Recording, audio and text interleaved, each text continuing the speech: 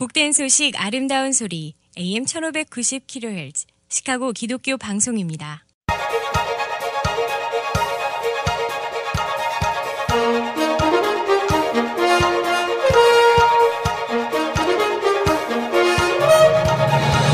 김정일 해설위원의 시사 해설.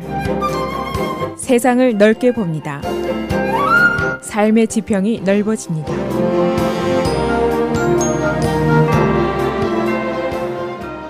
시사 해설입니다. 일리노이주의 헌법 개정을 위한 절차가 어제부터 공식적으로 시작이 됐습니다. 이 헌법 개정은 일리노이주의 인컴텍스 제도를 바꾸는 일입니다. 현행 일괄균등제 (flat tax)에서 누진세 (graduated tax)로 세제를 바꾸기 위한 것입니다. 일리노이주의 인컴텍스를 누진세로 바꾸는 일은 J.B. 프리츠걸 현 주지사가 일리노이주의 재정 안정의 방안으로 선거 전부터 주장을 해온 사항입니다. 이 개헌의 특징은 매우 정치적인 일이고 또 전 주민에게 영향이 모두 미치는 일이고 그리고 민주당 공화당의 의견이 판이하게 다른 일이다 하는 특징을 가지고 있습니다. 이 세제 변경의 성격은 한마디로 부자 증세입니다. 3%의 상층부 부유층에게 높은 세율의 세금을 부과하는 제도입니다. 그러나 전통적으로 공화당은 부자 증세를 자본주의에 반하는 제도로 인식을 해온 사항입니다. 그로 공화당은 여기에 크게 반대를 하고 있습니다. 이 세제 변경이 주의 헌법을 개정하는 일이고 모든 국민에게 영향이 미치는 중대한 문제이고 또 찬반이 갈린 문제이기 때문에 찬반 양측이 마치 선거전처럼 대중매체를 동원해서 광고를 게재하면서 공개적으로 강한 논란을 벌이고 있습니다. 그래서 오늘은 어제부터 공식적으로 시작이 된 거버너의 세제 변경 시도 어떤 내용인지 또 어떤 결과가 예상되는지를 알아보겠습니다. 어제 벌어진 일은 세제 변경을 위한 헌법 개정안을 민주당 측에서 공식적으로 파일을 한 것입니다. 그리고 여기에 즈음해서 프리츠걸 주지사가 기자회견을 열고 강력한 추진을 시작을 했습니다. 이 헌법 개정안은 주 상원 의원인 단 하먼 의원이 어제 정식으로 파일을 했습니다. 그리고 어제 J.B. 프리츠걸 주지사는 기자회견을 열고 아주 강력하게 이 세제 변경 개헌안을 지지하면서 반대 측인 공화당을 선동자들이다, 겁주기와 오더를 하는 세력이다 라고 아주 강하게 비판을 했습니다. 일괄균등제에서 누진세로 인컴텍스를 바꾸는 것은 국민들 자신이 결정하게 하자라고 프리츠거가 주장을 했습니다. 그런데 이제 이 헌법 개정은 굉장히 길고 어려운 과정을 거쳐야 합니다. 우선 2020년도 선거의 투표용지에 이 개헌안이 등재되기 위해서 주 상원 그리고 하원의 5분의 3의 찬성이 있어야 합니다. 그리고 의회에서 절대 다수의 지지가 있어서 투표용지에 등재가 되는 경우에 투표인들 전체의 60%의 찬성이 있어야만이 가결이 되는 것입니다. 현재 일리노이 주 하원은 민주당이 74석을 차지하고 있습니다. 5분의 3 통과선이 71석이니까 공화당에서 지지를 하지 않아도 하원 통과가 가능합니다. 상원의 경우에는 민주당이 40석인데 5분의 3 통과선이 36석입니다. 그로 상원 역시 공화당의 지지가 하나도 없더라도 통과가 가능할 것으로 예상이 됩니다. 그 다음에 투표인의 60%가 이제 누진세로 전환하는 것을 찬성해야 되는데 이것은 투표에서 결정이 됩니다. 현재 여론조사를 보면은 3분의 2 정도가 이것을 찬성하고 있습니다.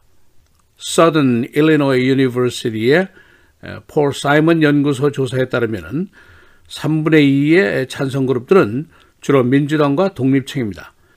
공화당 성향의 시민들은 찬성이 43, 반대가 55%로 나타났습니다. 그러나 전체적으로 보면은 약 70% 내외의 시민들이 누진세 변경을 찬성하는 것으로 여론조사에서 나타났습니다. 고로 의회의 통과라든가 투표인 60%의 찬성은 무난히 달성되지 않겠느냐 그런 가능성이 높습니다. 만일에 일괄균등제가 누진세로 바뀔 경우에 우리 자신 개개인에게 어떤 영향이 있게 되는 것인가? 지난번에 한번 설명을 드린 적이 있습니다만 다시 한번 정리를 해보겠습니다. J.B. 프리스커 주지사의 계산은 3% 부자의 증세로 34억 달러의 세수가 늘어나게 됩니다. 그리고 나머지 97% 납세자의 세금은 지금과 비슷하든지 또는 약간 내려가게 됩니다. 누진세의 구체안을 보면은 현행 4.95%의 세율에서 변경이 되게 됩니다. 연수입 $10,000까지 소득자의 세율은 4.75%로 내려가게 됩니다. 그리고 $10,000에서 $100,000까지의 소득자는 4.9%, 그러니까 현행보다 약 0.5%의 세율이 내려가게 됩니다. 그리고 $100,000에서 $250,000 사이의 세율은 4.95%, 현재 세율과 동일한 세율입니다.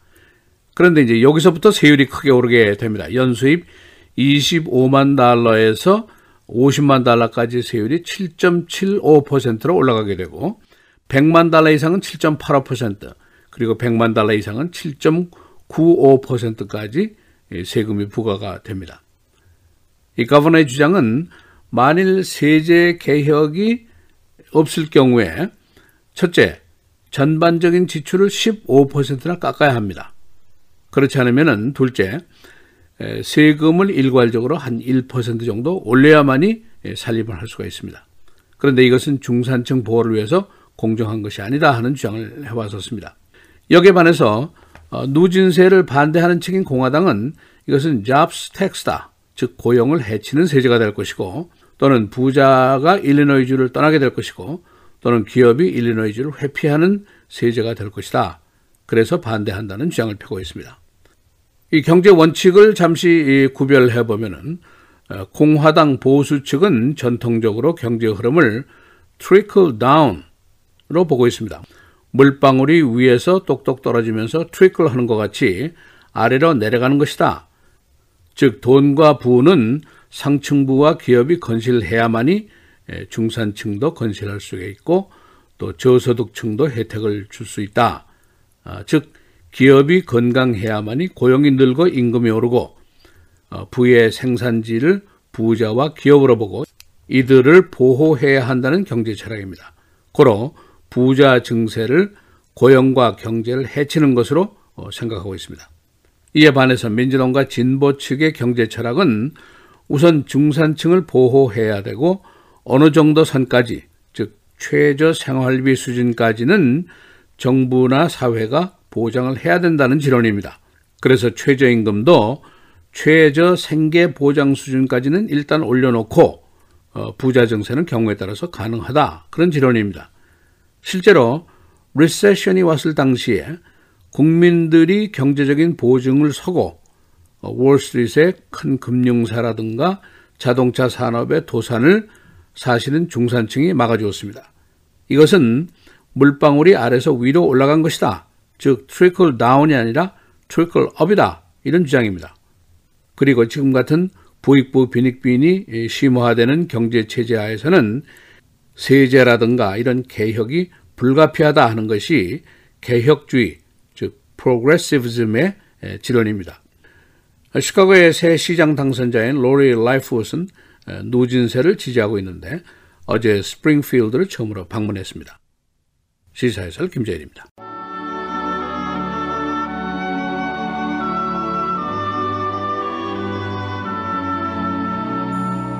어진 여인은 그 지아비의 면류관이나 욕을 끼치는 여인은 그 지아비의 뼈가 썩음 같게 하느니라.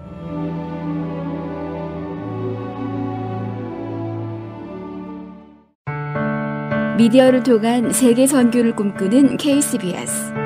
이제는 라디오가 없어도 KCBS 시카고 기독교 방송을 실시간으로 청취할 수 있습니다. KCBS 시카고 기독교 방송에서는 쉽고 간편한 라디오 청취 서비스를 제공합니다. 스마트폰 애플리케이션 서비스 안내 앱스토어에서 KCBS를 검색해 시카고 다운타운 그림의 KCBS 아이콘을 무료로 다운받아 설치하시면 스마트폰으로 실시간 KCBS 생방송 청취가 가능합니다. 정규 방송 시간 후에는 CBS 기독교 방송이 실시간 방송됩니다. 또한 시카고 기독교 방송 웹사이트 kcbs1590.org에서 생방송 듣기 메뉴를 통해 KCBS 라디오를 실시간으로 청취할 수 있습니다. 김정일 해설위원의 시사해설 방송도 스마트폰 KCBS 앱을 통해 매일 청취가 가능합니다. KCBS 앱의 왼쪽 상단에 위치한 메뉴에서 JKIM 뉴스를 클릭하시면 다시 듣기 서비스가 가능합니다. 또한 페이스북이나 유튜브에서도 김정일 해설위원의 시사해설 진행 방송 청취가 가능합니다.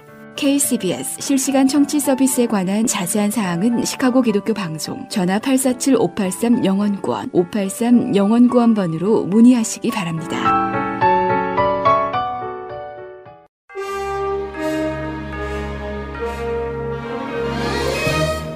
4월 10일 수요일 KCBS 헤드라인 뉴스입니다.